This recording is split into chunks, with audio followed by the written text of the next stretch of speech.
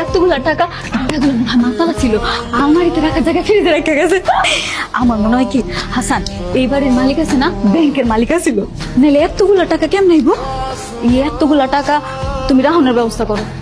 চলো কাম করি, তুমি আমি ঢালো এনে রেখে দেখে দেওয়ার আগে চলো চলো। এতগুলা টাকা লয়ে ভেঙে যাবে কেমনে? হ্যাঁ, জ্যান থেকে পারো একটা বড় বস্তা নিয়ে আসো, ওই বস্তায় সবটি টাকা বইরা আমরা লয়ে যাবো। ভালো কথা কইছো তো, ইলা তোমার মাথায় বুদ্ধি আছে। দাঁড়াও হইলো কিছু দাঁড়াও না। আম্মা, আমি আর হাসানে একটা বাড়ি ঢুকছি, বাড়ি ঢুকে দেখি মা টাকা আর টাকা, টাকা ফ্রিজের মধ্যে মেলা টাকা। মা আমি হাসানের পাঠাইছি, কইছি জানতে পারো একটা বড় বস্তা নিয়ে আইও, এই বস্তায় সব টাকা বইরা আমরা লয়ে আইতাছি। মা তোরা ছোট মানুষ, এত টাকা লই আইস না। আমি আইতাছি ভাই, বস্তা আছে বস্তা। কি রাখবেন আমার এখন? টাকা রাখুন টাকা। এলন, আচ্ছা বড় বস্তা নাই, 100 টাকা দেন। মা গো মা, কত টাকা! পুরো ঘর ভর্তি টাকা, যেদিক টাকাই সেদিক টাকা। শোন, আমরা দুজন ভাইকে যাই। হাসান আসলে তো টাকাটা 3 ভাগ করতে হইব। আমরা এক ভাইকে গেলে শুধু আমগো টাকা আমগো একজনে নিয়ে যাবো। চল। তুমি কথাটা কইলা কি? এই টাকার লগে তুমি আমার হাসানের লগে বিয়া দিতে চাও, আর আজকে কইতাছো যে টাকাটা দুজনে ভাগাভাগি করে ভাইগে যায়, হাসানের ভাগ দিতে হবে না? মার মাইয়া মিলা টাকা পয়সা ভাগাভাগি শুরু করে দিয়েছেন অলরেডি। টাকা কেমনে ভাগাভাগি করা যায় সেই বুদ্ধি পরামর্শ করতেছি। কলিং বেলতেছে বাড়ির মালিকাই করছে। আমার তাড়াতাড়ি চলে না, টাকা পয়সা যা আছে সবকিছু লইয়া পিছের জানাতে ভাগ গেছে। এই চলো পয়সা চলো। না না, যদি বাড়ির মালিকাই তো তাহলে তো চাবি দিয়ে খুললে ঘরে ঢুকতো, তাই না?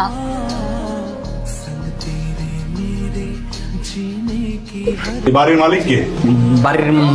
বাড়ির মালিক আমার খালু। তার রাখেন। স্যার হয়তো দেশে নাই, সৌদি থেকে গেছে। আচ্ছা, এই বাড়ি থেকে দোকানে বস্তা আনতে গিয়েছিল কে? স্যার আমি গেছিলাম স্যার। বস্তায় কি রাখবে? বস্তার ভিতরে মানে স্যার আমি বলতেছি স্যার, আমি গেছি খালু, এত বিরাট বড় লোক। হ্যাঁ, যাওনের আগে আমাকে এত সবজি কিনে দিয়ে গেছে, আলু পটল সিম বরবটি, এগুলো রাহনের জায়গা নেই। আমরা মানুষ হয়েছি 2 জন। পরে কইলাম কি যে দোকানে যাও, দোকানে গিয়ে একটা বড় বস্তা নিয়ে আসো, বস্তায় করে সবকিছু গ্রামে পাঠাই দিব।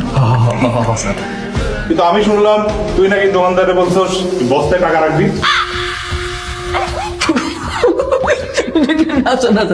দোকানদার লোক ফাইজলামি করছিল, একটু মশকাতে করছিল। এই সব বিষয় নিয়ে ফাজলামি করবি না। ঢাকায় একটা ব্যাংকে টাকা দিয়েছে, টাকা পয়সার বিষয় নিয়ে আর জানি এরকম ফাজলামো না শুনে, ঠিক আছে? হ্যাঁ, আম্মা কই? আমার তো মনে হয় বাসায় নাই। আম্মাই বাসায় নেই মানে? এখন লইবি নাকি? আমার কল দিয়ে জিগাও কই আছে? আপনার ডায়ালকৃত নম্বরটি এই মুহূর্তে বন্ধ আছে। মোবাইল বন্ধ।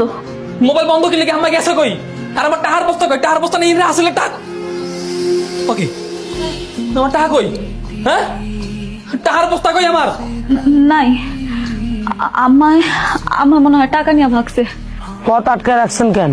আপনি জানো কোন বাসায় কাজ করেন? এই কি বলতেছেন আপনি? হ্যাঁ, আমি কাজ করবো কেন? আমারে দেখলে কি কাজের লোক মনে হয়? তাই তো মনে হয়, আপনাকে দেখে তো কাজের লোকই মনে হয়। দারোগা সাহেব, মুখে লাগাম দেন। হ্যাঁ, আমি বড় লোক মা, আমার কাছে বস্তা ভর্তি টাকা আছে, আমি কাজ করতে যাবো কেন? সাবধানে কথা বলবেন। বস্তা ভর্তি টাকা? বস্তা ভর্তি টাকা, এত এত এত টাকা আমি চাইলে আপনার মতো 10 জন কিনতে পারি কাজের লোক। বাহ, এই যে স্যার, পুরো বস্তা ভর্তি টাকা স্যার। বলেন কি? কাহিনী তো বুঝতেছি না। আপনি এত টাকা কোত্থেকে পাইছেন? আপনারা কমু কেন? কেন কমু? আপনি আমার বলবেন না। অসুবিধা নাই। জাকি সাহেব, স্যার আমাকে থানায় নিয়ে চলেন। পুলিশের সাথে বাট পারি না। পুলিশের লোকে বাটপারি মানে স্যার কি? স্যার কই, আমরা তো কোনো বাটপারি করি না স্যার।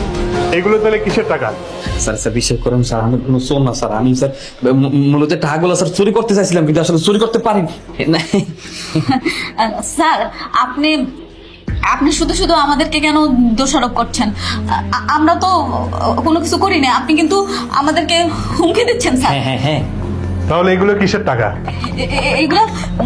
এগুলো আমার বাপদাদার সম্পত্তির টাকা। হ্যাঁ হ্যাঁ হ্যাঁ হ্যাঁ স্যার, এই যে সম্পত্তি বেচা টাকা স্যার। আমার যে খালুজান আছে না, সে তো বিদেশ থাকে, তার এই সম্পত্তি আমরা দেখভাল করি। আর আমাদের বাসার যে কাজের মেয়ে রহিমা, সেই টাকাগুলো নিয়ে ভেঙে দেওয়ার চেষ্টা করছিল, তাই আমরা তারা সারাপ খাইছি। কি রহিমা, কথা বলো না কেন? আবার মিথ্যা কথা। জাকি সাহেব, এদের সবাইকে গাড়িতে তুলুন।